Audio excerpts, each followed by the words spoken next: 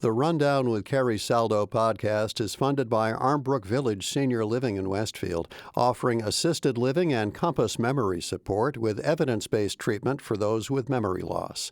More at armbrookvillage.com. You're listening to 88.5 NEPM, NPR News and Local Perspective for Western Mass. The Rundown with Carrie Saldo is funded in part by Armbrook Village.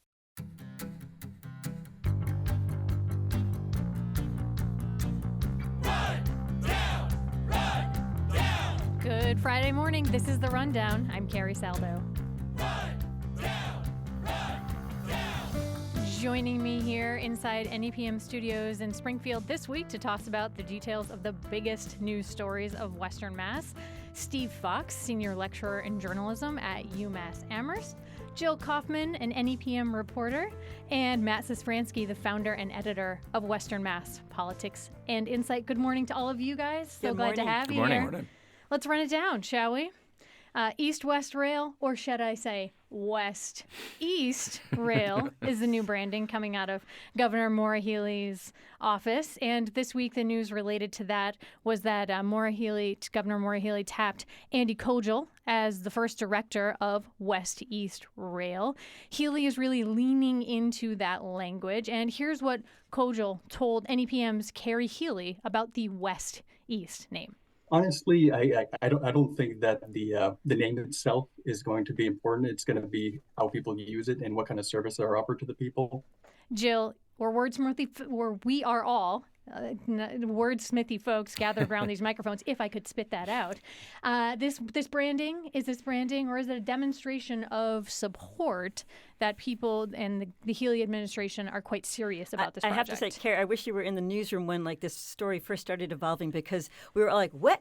West-East? It's East-West. and yet, if you want to, if Healey would like Western Mass to pay attention to what she's doing, this catches your ear, right? So it is, I imagine it is branding. I imagine the best move that she has made as governor and overseeing this is appointing Kogel, who has experience in transportation, in passenger rail, who knows this region because he was out here for school. He's been also in other areas of the state, like Cape Cod, also remote. So it may be marketing, it may be a PR, but it'll be interesting to see if this happens, because as you all know, this has been a very long time conversation, and proposals have been coming out over the years, and so far we've seen a lot of incremental moves. Yeah, absolutely. Matt, I saw that you said on X that Andy Kogel is about to become Western Mass's most famous state bureaucrat, being named the West-East Rail director. Man, that is just still a mouthful. East-West is easier to say. But your thoughts on this move, Matt? Well, I mean, I think that, you can take it either as an individual act or as, one of a number that have happened over the last year that have been considerably significant. Appointing a person, they had the funding in the budget last year for it, is not in and of itself anything dramatic. But when you consider the fact that there's now somebody who's going to be trying to bring together all these disparate moving parts. I mean, you have to think of this project in two ways. There's the startup, which is the $108 million Chrissy grant that was received last year. And there is a larger, more ambitious idea behind, additional service beyond that, more trains to Albany, plus that Compass Rail project that's now the branding within MassDOT, which technically West-East Rail is within. And, while my understanding is that Andy Kogel will be focusing primarily on West-East Rail, it still all feeds directly into that Compass Rail where we'd have service going north, south, and west from Springfield as well. I think we have to build on that I'm not in PR, I'm a reporter, but if you want to catch my attention to understand that this is a piecemeal project, that you're not going to suddenly have a train track that goes from Springfield to Boston. Albany is involved. Going down to New Haven is part of the Springfield line now. So some kind of ongoing messaging from the Healey administration or Kogel explaining what this is about, so people don't have this expectation that this is a sudden, magic pill that makes a train I think run. The number that they've been talking about for the trip from our region to Boston is 2 hours. So certainly you could get there faster by car if you don't get stuck in traffic, right? So to your point, Jill, there are going to be stops along the way, and I think there's going to still need to be a lot of communication around this issue. Kojal is a graduate from UMass Amherst, Steve. He also has a master's of city and regional planning from Rutgers University. But does this local tie make a difference here for this project? And you're not beholden to say yes just because you work for UMass. Yes. I'm a Western Mass transplant, but I understand kind of how the Western Mass folks sometimes think that they're displaced, that they're forgotten part of the state. So I think that this is a really positive step in the right direction. I agree with you as far as kind of the drive can be a hassle. Having this, and I think I understand that there are a lot of parts to this, but the big selling point for folks out here is the ability to get into Boston without having to drive. Yeah, and that's a huge thing. I would almost eat that extra time because you can be productive in that time, right? Or maybe read a book or any way you like to spend your leisure time.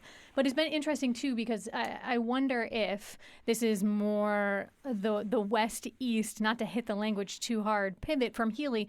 But it's kind of another layer where she found a way to fold in that money for the Pittsfield projects and the Palmer projects that the legislature opted not to. Just another, perhaps, layer of support here. Well, I mean, I think that this is in and of itself, making a big deal about having the existence of this office, this position. I don't remember exactly, but there may even be like a couple of people that could work under him in the budget.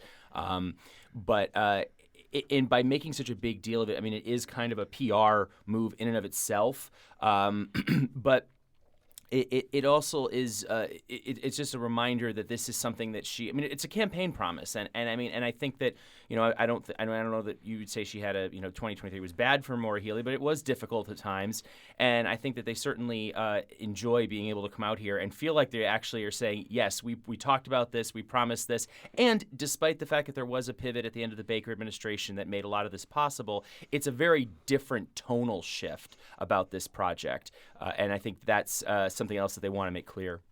I just want to throw one more thing. And Steve, I don't know, I came out of Boston, came here, and the loudest conversation I heard from Western Mass was Boston's not paying attention to us. And I want to say that Deval Patrick did a huge bit of messaging by having a house in Richmond. Former governor, next to Stockbridge, West Stockbridge, and his coming out west every weekend, it seemed, and Jane Swift as well being out west. That made a big difference in the conversation. Jane Swift, former lieutenant governor. It made a big difference, but it's still a rallying cry. Please, Boston, pay attention to what's happening here. I think that there's more of it, but that Boston is a capital city. That is the way it works in states. Absolutely. Well, East-West Rail will remain to be seen. Where East-West. Look at you. It's gonna happen. Here we go. Well, whether or not the train service is chugging along, we'll keep an eye on. But it's a holding pattern for state control over the Holyoke public schools. And what we saw is that we're 9 years into state control of a state-appointed person running the district of the Holyoke public schools. And there's not a roadmap yet for when this journey might lead back into local hands. Jill, you've covered this issue for NEPM. Remind us first how Holyoke public schools ended up under state control, what we call as receivership. Sure, and Holyoke is one of 3 districts under state control, and it is part of Massachusetts education law that allows for states to take over to close an achievement gap that's measured by standardized tests that are known as the MCAS. And this these takeovers have happened in largely lower income districts or districts in cities with lower income. I vaguely recall Charlestown as being an early receivership district. I mean, in the early 90s. And I think what's happening now is that what Mayor Garcia is saying in Holyoke is that receivership is not working. We may not have improved scores. There may be a chronic absenteeism. But these are also issues that are taking place in other districts, lower MCAS scores since the pandemic, chronic absenteeism, not only statewide, but nationwide. So there's a lot that is also moving forward. I don't want to occupy this whole thing, but I've been covering it for a while. But I'm gonna let you run some questions also. Yeah, absolutely. So what we saw last Friday was the Education Commissioner, Jeff Riley. He came out and said he wants to make plans for returning the district to local control, but we're not quite there yet. And Holyoke, for its part, absolutely not loving this, Jill, as you alluded to. And we do have some tape from when Vice Chair of the school committee, Aaron Brunell, spoke to the fabulous 413 this week. And our main focus now is just trying to get in touch with them to help establish a timeline to continue the conversation. You know, if we're not there yet, if we're not ready, then what do you want us to do to show we are ready? You know, what do you want them to do to show that they're ready? Matt, at this point, should the state at least have information for Holyoke so it has a sense of what specifically it needs to be doing to allow local folks to come back and be calling the shots here? Well, I certainly think so, and I think it speaks to, you know, kind of an ambiguity in the way that the law itself is implemented, because this should be something that's kind of upfront, like at the beginning of receivership, as opposed to something that becomes a bottomless pit, so to speak. This is a problem that, I mean, a lot of lower income communities, I mean, Holyoke trades places with Springfield as the poorest community by certain measures in the entire state. It has probably one of the highest levels of state aid for the school system. I mean, in effect, I mean, the city probably pays, you know, maybe 10 cents on the dollar for its education dollar. So you can certainly say that the state has a right to know what's going on, but they should also have, you know, much clearer from the beginning, and then certainly what we, I think, generally think is closer to the end than the beginning, a clear sense of what is going to happen, what needs to happen, or, you know, the state needs to actually come up with a public plan of its own about what it's going to change before it will entertain returning local control. And Jill, you spoke to this a few moments ago, but we did hear Holyoke Mayor Joshua Garcia arguing that the school should return to local control because receivership, from their point of view, hasn't worked any better than local control did. You know, and from the files of the proof is in the pudding, in this scenario, that proof being the state standardized tests that we look to, those MCAS, which are meant to measure student achievement,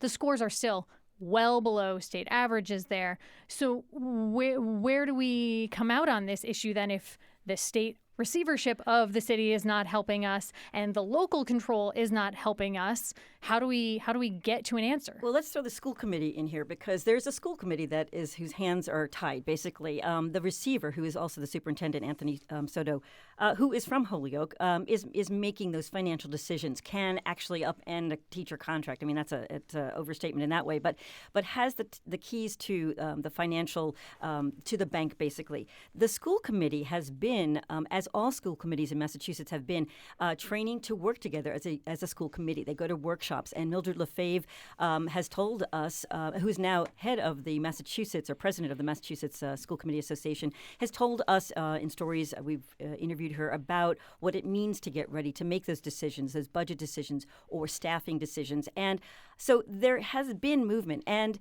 finally, if Jeff Riley at the Department of Education of DESE says, no, we're not releasing the district from receivership, the district can appeal to the Board of Education, which is where Governor Healy comes in. Yeah. There are some larger educational issues here at play, which you mentioned as far as standardized testing and COVID. And these are, you talk to any parent or educator, and they will groan about teaching to the test and the issues involved in standardized testing with bias.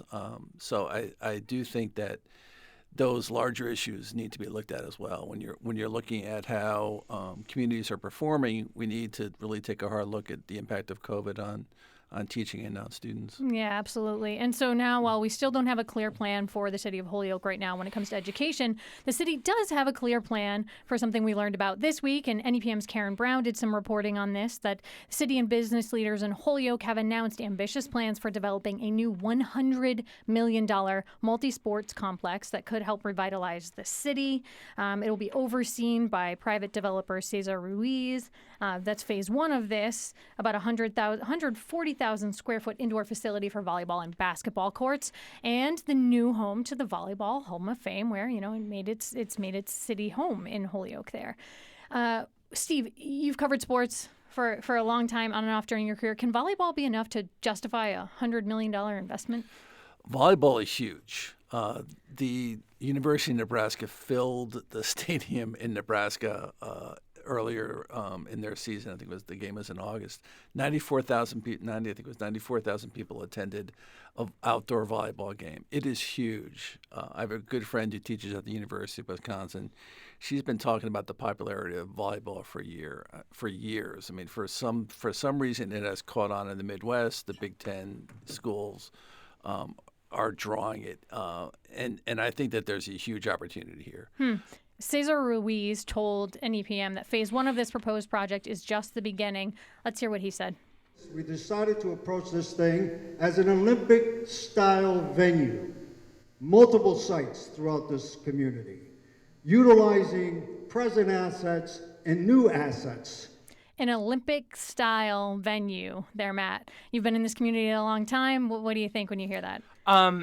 It sounds great, but I mean, I often refer to, I'm from Springfield originally, so I'm a little more familiar with that, but I think it's a city of white elephants, and I worry, for my friends in Holyoke that they don't get that, make a similar mistake.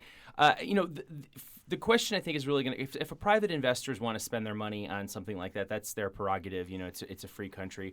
The talk of the public part, especially if it's coming from the city of Holyoke itself, and we were just talking about schools. I mean, they have had quite a bit of difficulty getting the proper financing to get, Massachusetts School Building Authority matches.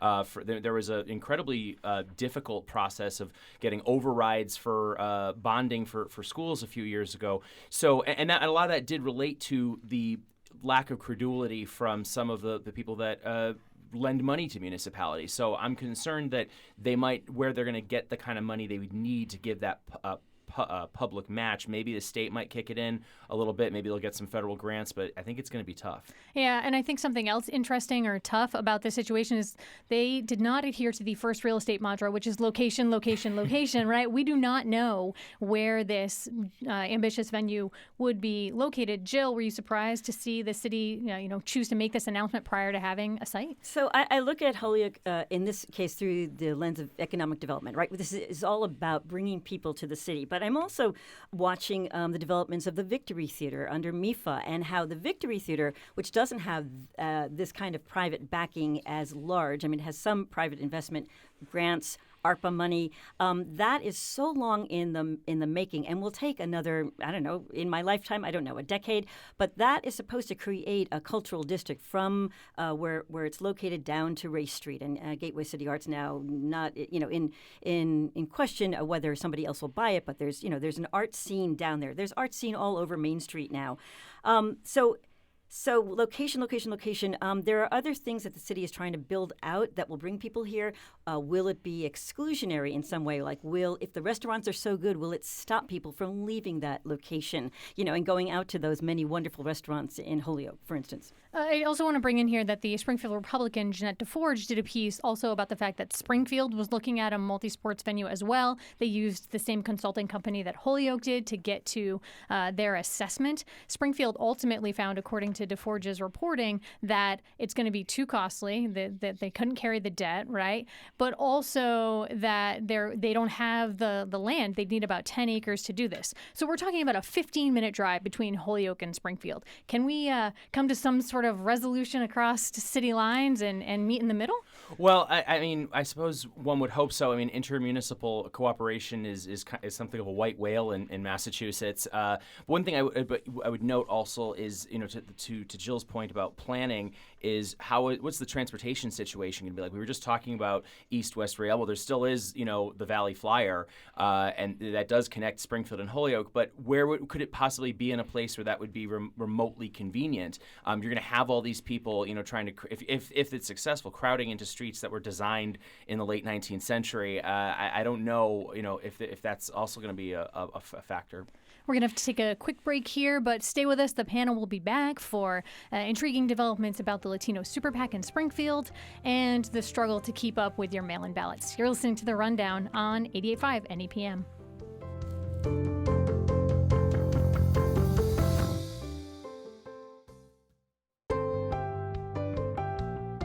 Welcome back to The Rundown here on ABM. I am Carrie Saldo. We are taking a look at the biggest Western Mass news stories of the week with Steve Fox, Jill Kaufman, and Matt Sisfransky. A piece out of the Berkshire Eagle, Jane Kaufman reported this week, city and town clerks struggle to keep up with the demand for mail-in ballots. This year, with a minimum of 4 elections, some city and town clerks are turning their attention to processing vote-by-mail applications and little else all year long. Steve, you mentioned during the break that this is giving you some flashbacks.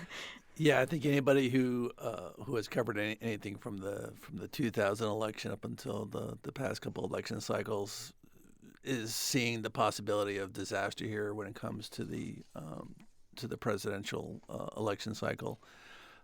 So I would hope that folks would be able to figure it out and be able to devote the amount of time and effort to get it right at this level, because I think there are ramifications down the line. Or considerably more, you're saying? Yeah, I mean, this was the permanent change to allow mail-in voting here in Massachusetts that happened under former Governor Charlie Baker back in 2022. And now, Matt, are we seeing the unintended consequences? What was meant to help keep people safe during COVID?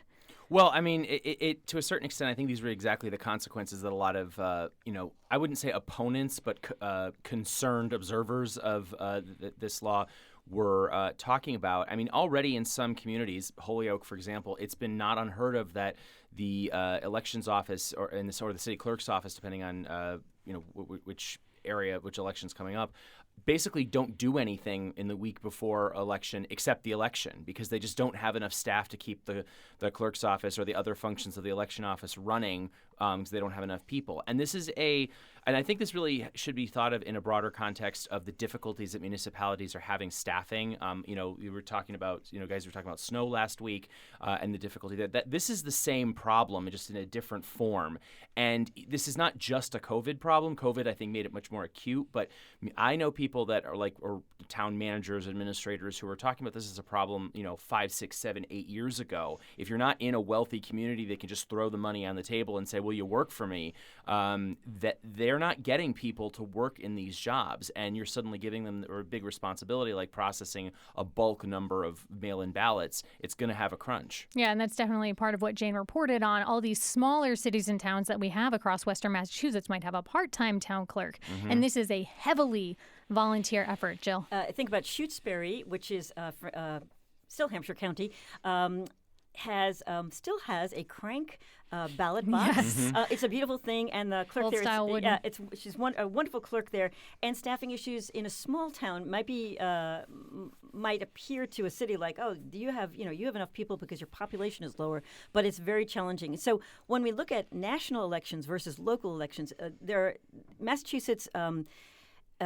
Mayor, may have sway in this national election, but it's those local elections around, funding. If you don't have a town meeting and you have ballot boxes, that's going to be an issue, and how that's going to work. Yeah. I do think that there's not a great appeal to being a volunteer election worker after what we've seen has happened to election workers and the attacks that they've had, the last cycle, and what's happening on social media. There's very little incentive for people to go and volunteer and be an election worker. In the past, it may have been patriotic or other reasons, but who wants to sign up? And I think it was in Shutesbury where they're also getting these massive FOIA requests about election stuff. Generally, I think their clerk was featured in the Globe or something about this very problem. So at a moment of minimum staffing and at a moment of maximum work, then you've got all of this, national political hysteria that's making even more work for them. And this is only a small amount of the literal list of responsibilities that cities and town clerks have, whether it's keeping vital records, serving as the chief elections officer, as we're talking about, right? But there are all types of duties that cities and town clerks are responsible for outside of elections that are now presumably taking a pretty hard back seat. Where do you see cities and towns going with this, Jill? I don't know. I don't have an answer, and I think that it could be something that a state government looks at to support. I mean, local funding is there's a certain amount of money that's going to come based again on population, I believe, and it could be a plea of saying please vote in person. getting that message out, Carrie? I mean, absolutely. And there's a question of democracy here, and that will be called out as well. Giving people access really matters. And, we're in the Northeast. That's another conversation when you're in the Southeast or other parts of the country. But it's unclear what's going to happen. And it could be something that the state has to pay attention to. Yeah. I mean, I love voting in person. I brought my kids, got you get a them sticker. into it, So I think that there could be significantly a pretty good marketing campaign around that. Yeah, it's been interesting to watch that, though, because there was such a push, vote by mail, vote by mail, vote by mail. And now the backlog of work that's provided. This is a great piece from the Eagle at this time, because now I think there's a light shown on the seeming ease with which you fill out a little card and boom, your ballot shows up at your house. But there is a lot going on behind the scenes. I just want to get back to the question you asked, which is ask the question about who is running for school committee, who is running for volunteer positions, let alone paid positions in a town, whether a town has money to pay enough staff. These are hard jobs. You are in public, and social media has changed everything about how people respond to municipal government. Matt, you had a piece on Western Mass Politics and Insight that is about Hispanic Latino leaders now, a super PAC. Tell us about that piece and why you decided to take a look at it. Well, I was curious when I learned when they had to what the date was for their annual report to be filed. What were we going to learn in their annual report that we didn't learn in their 7-day, 24-hour report? So basically, very briefly, under state law, as a super PAC, they have to file a disclosure within a certain amount of time of spending money if it's for or against a candidate who is a state filer. So, for example, the largest person that they had supported was Orlando Ramos when he was running for mayor here in Springfield. Most of that money was generally disclosed right within that time period. They had some paperwork issues, but it wasn't anything, that OCPF had a problem. That's the Office of Campaign and Political Finance. But I thought there has to be other things they were spending their money on. There has to be money maybe they were getting money from somewhere else. Turns out they weren't getting money from somewhere else, and they have reported a it's probably closer to actually a $29,000 deficit because there's some double counting in their paperwork. But I also found that they were spent a considerable amount of money in Holyoke, or they spent in a lot of races. It wasn't a huge sum of money. They spent a lot of races in Holyoke. They spent also in Leominster, supporting somebody who was running for office there, who is also an aide to. This wasn't in my story, but it was an aide to Congressman McGovern, and also spent on one other mayoral candidate in Waltham. There was a challenger to the incumbent mayor there. Yeah. I just one quote from your story. The rise of the super PAC in Springfield has raised concerns about a shift in city politics. Ruiz is hardly the only well-heeled, that's referring to Cesar Ruiz, only well-heeled individual in the valley. More money could alter city elections, and not necessarily for the better. You're thinking there it's too much money in politics? Well, I mean, yes, but I mean one of the problems with a lot of the debate about like super PACs and Citizens United and so forth is that they just kind of like people say, well, it's too much money and it's like directly corrupt. It changes the incentive structure of how politicians behave, I'd say, more than it like definitely causes outcomes to change. And in Cesar Ruiz and the Hispanic Latino leaders now, they did kind of say their focus was electing more Latinos, and that does seem to generally be true. But somebody who doesn't have any, but some particular mission like that, somebody who truly is just supporting their own business interests, and there are a number of people like that, might, start spending and make councilors or mayoral candidates or whoever else think about how they're doing things differently than they are now. Well, super PAC's not an issue going away anytime soon. I'm going to move to my favorite part of the show here. We're going to talk about predictions and scoops. We're going to ask you to open up those reporters' notebooks or give us your thoughts on what's happening. We'll go briefly, and we'll start with Steve. Scoops or predictions for you looking at the news? So 2 quick predictions. The Kansas City Chiefs are going to beat the 49ers in the Super Bowl. I can only give you one today, so that's yours, right? Wait, this is the better part. Travis Kelce would get down on one knee after the game and propose to Taylor Swift. Jill Kaufman. I was thinking that at halftime, that's after 4 innings, right? That Usher will share the stage with Beyonce and Taylor Swift, and we'll see how that all goes. And just to pull back the curtain a little bit, I'll be looking more and more into that vote buying stuff that happened in Springfield, both on both sides of that particular issue. Wonderful, wonderful. Really appreciate all the work from the panel today. Jill Kaufman, Steve Fox, and Matt Sisfransky. Thanks so much. Stay here. You're listening to The Rundown on 88.5 NEPM. We'll be right back.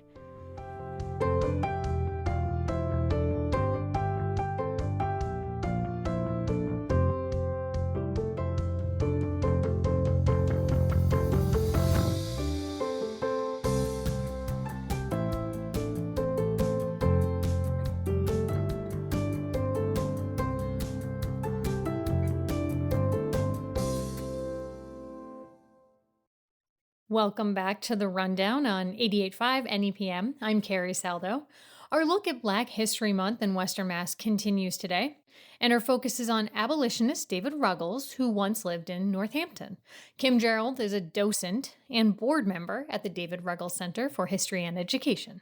Kim Gerald, welcome to The Rundown. Thanks so much for being here. We're excited to learn a bit about the David Ruggles Center in Northampton. So, I just want to start for some context for people who may not know, and a reminder for folks who do. The Ruggles Center, the David Ruggles Center, was founded back in 2008 in Northampton, and it was a museum. The idea was a museum and an education center that would, according to your website, honor and interpret the lives of the abolitionists who founded Florence. So, give us a sense of what Florence was like in the 1840s when David Ruggles and other abolitionists called it home. So Florence was a very small outpost of Northampton at that time, maybe around 600 people living there. There were a few factories. It was kind of rural, and at the time that there was a group of people that mostly moved there from other places like Connecticut to start a utopian community, an egalitarian community. That was happening around New England and other places in the mid 1800s. And they wanted to change the world, and they believed in equality for Blacks and whites, men and women, all religions, all classes. So this was a small community of people that bought an old abandoned silk factory and said, we're going to make silk. We're going to have a school for our children. We're going to live here in the factory. Most of the people lived in the upper floors of the factory. And people in Northampton, which was the big city, looked at these folks with some concern because this was pretty radical stuff. It would still be pretty Concern radical. because they were people of color These were gathering there, or people, because of what they were doing? because they were abolitionists who believed in ending slavery right away. Many people said they were abolitionists, but they really didn't believe in ending slavery right away. And their many people believed that, yes, they should end slavery and the Blacks should be sent back to Africa. That was called the colonizationist movement. And these people were like, no, we're into ending slavery immediately. There should be reparations and there should be equality between Blacks and whites. So they just thought that was pretty odd. And a lot of these people had also left their congregational churches because of their differences in politics.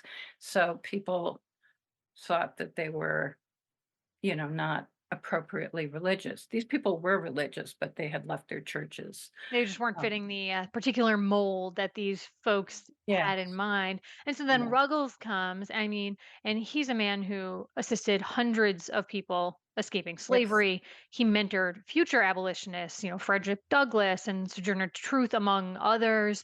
Well, yes. what's a lesser known but important piece of history that you like that stands out to you about Ruggles? Ruggles he was born in Connecticut. He went to New York City as a teenager. He opened a grocery store. He turned it into an abolitionist bookstore, and he organized this committee of vigilance to help Blacks in New York City in his 20s. He was not only he was a writer, a speaker, but he was a rabble rouser and he was involved in direct action. So I just am amazed by what he did before he even came to Northampton. It was pretty astonishing. And he was not in good shape by the time he got to Northampton in his early 30s. He was in ill Um, health, right? And that was part of the it reason was he came, right? exactly. People in New York, Lydia Mariah Child, who was somebody who had been here in Northampton, said, you need to take care of yourself so you can continue doing the work.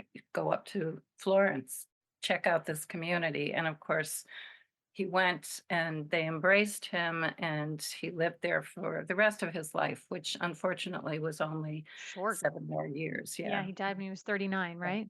Yeah.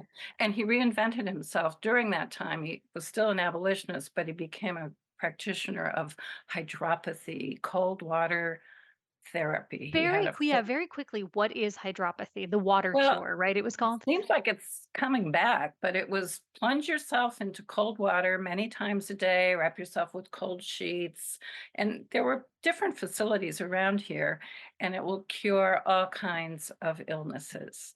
And of course, it was a place where you would come and stay, you'd be with other like-minded people, you would eat relatively healthy food. So who knows what helped people feel better, but many people swore by it. Well, and And Frederick Douglass clearly yeah. loved it as well because he wrote about his time with Ruggles in Florence. And he said, quote, "Here at least, neither my color nor my condition was counted against me." And then he went on to say of Ruggles, quote, "He was a man of sterling sense and worth." So what do you Yeah. think it was about Ruggles that caught Douglas's attention? Well, Ruggles was one of the first people that Douglas met when he was escaping slavery. He got to New York City and Ruggles took him in from the docks and took him to his apartment. He helped his fiancee Anna Murray come. They got married in Ruggles' apartment, and Ruggles was in the middle of a big struggle in New York City, a legal case around helping an, a formerly enslaved person become free. And so Douglas is like probably like 19, and he's watching this guy in action. So Douglas is getting mentored the minute he gets to, New York City.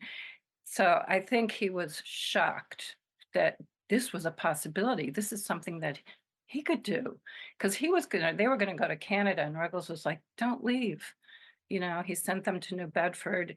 You can be involved, and in fact, that's what Frederick Douglass ended up doing. So I think he just felt like Ruggles was his mentor, he was his friend, and he owed a lot to him. He really admired him. So he came to Northampton like 1844, I think was one of his first visits to Northampton to speak, but also to see his, as he called it, his friend and mentor, Hmm. David Ruggles. Yeah. You're listening to The Rundown. I'm Carrie Saldo, and this is 88.5 NEPM. I'm discussing the life and legacy of abolitionist David Ruggles with Kim Gerald of the David Ruggles Center for History and Education. You are among the volunteers that work and speak about Mhm. the mission of the center, but also Ruggles' life and making sure that history lives on and through to today. But also part of the mission, as I understand it, is teaching, which, you Yeah. have a background in that as Yeah. well. And Yes. I noticed some of the curriculum that's on the website, and it's freely available to any teachers who want to use it. And one Yes. curriculum is titled "We're Here to Honor Liberty and Denounce Slavery," which I think is a Frederick Douglass quote. Is that maybe? Actually, no, this is that was a quote by Stephen Rush. He was an African American member of this community, the Northampton Association, Hmm. and he had escaped slavery from Maryland, and that was a speech that he gave. Hmm. So Okay. he was a member of the center. But yeah, See, we look, learning together here. I love it. And yes. and so we're here to honor liberty and denounce slavery. What does that curriculum entail? So that curriculum was written by one of our members, Tom Goldscheider, and it's focused for middle and high school students. You could adapt it for lower grades, but it's a beautiful curriculum that allows students to work with primary source documents and learn about all these characters that were part of the association. And so they examine the documents, and each little group of students becomes an expert in one of the people. And then they come on a tour, and instead of the tour guide doing all the talking, the students share what they learned about each of those characters, often in front of the house that they lived in, like Sojourner Truth or David Ruggles, or in front of where the association was located. So the students get to practice history like real historians do and then teach. What a great So way for it's them a to also retain beautiful that information. curriculum. You mentioned the association a minute ago. Were you talking about the Northampton Association of Education and Industry? Yes, that was the name of this community. Tell us a bit about Yeah. the industry, the education and industries work and its Yeah. relationship to Ruggles.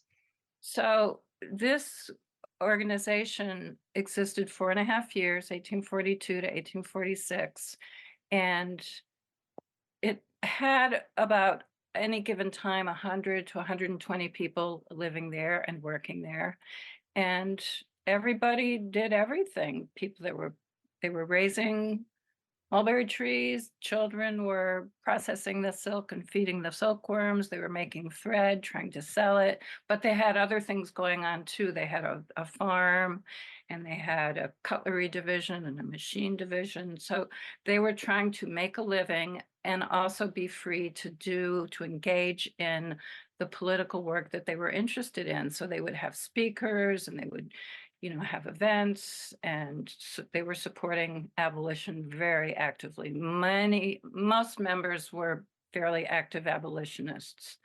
Um, so that was the community that Ruggles joined, that Sojourner Truth joined a year after Ruggles came.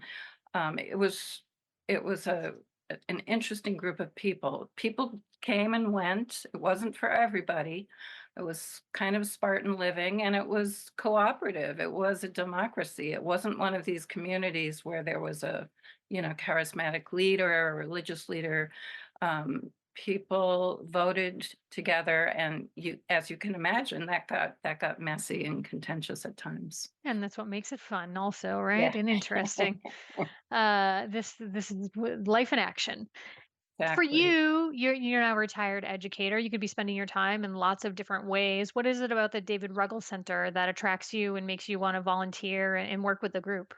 I've always loved all history, but this is a history that grabs me in so many ways. And I feel like it's an unknown history, even for people who've grown up in Florence. They're like, wow, I never knew that. And it's a history of people really trying to do something different and really try to do something radical and egalitarian. And I think it's very inspiring. The issues are still with us. The legacy of slavery is still with us. Racism is alive and well. So I think learning from these people um, gives us inspiration for the work that we need to continue doing today. So and I want children to be exposed to this, young people. I want all ages to be exposed to it, but I'm particularly interested in young people knowing this was here in Western Mass. And how do you think Ruggles' work from, so many years ago informs the present day work that needs to happen? I mean, for me, Ruggles and many other people in the community showed that it's not going to end. We can't stop. We can't give up. He never gave up. He kept doing the work under very difficult conditions. Um, and knowing that, I mean, he didn't know, he never saw the end of slavery. He died in 1849, but he never, ever stopped. And so I think that that's one of the legacies of David Ruggles, and that also you can't do it alone. You have to work with other people. And so that's another one of the legacies of this whole community and of David Ruggles. Well, people who want to learn more can check out the David Ruggles Center website. It is a very robust Yes. resource with historical information, but also the curriculum we've referenced and tons more videos and lots of different information. Kim Gerald, thanks so much for joining us on the rundown today. I appreciate your time. Thank you, Carrie. That does it for the rundown this week. Next week on our show, our look at Black history in Western Mass pivots to the Berkshires and the W.E.B. Du Bois Center for Freedom and Democracy in Great Barrington. And of course, we will run down the biggest news stories of the week from Western Mass. Speaking of the news, if you have a question or comment about what's up in our region, leave us a voicemail at 413-225-4922 or email us therundown@nepm.org. The Rundown theme is courtesy of the Love Crumbs. Our director is Tony Dunn. Our board op is Phil Bishop. Production support from Betsy Langto. And our engineers are Kara Foster, Bart Rankin, and Chuck Dubé. I'm Carrie Saldo. Thanks for listening to The Rundown this second week of February 2024. Stay here. Up next on 88.5 NEPM, Marketplace Tech.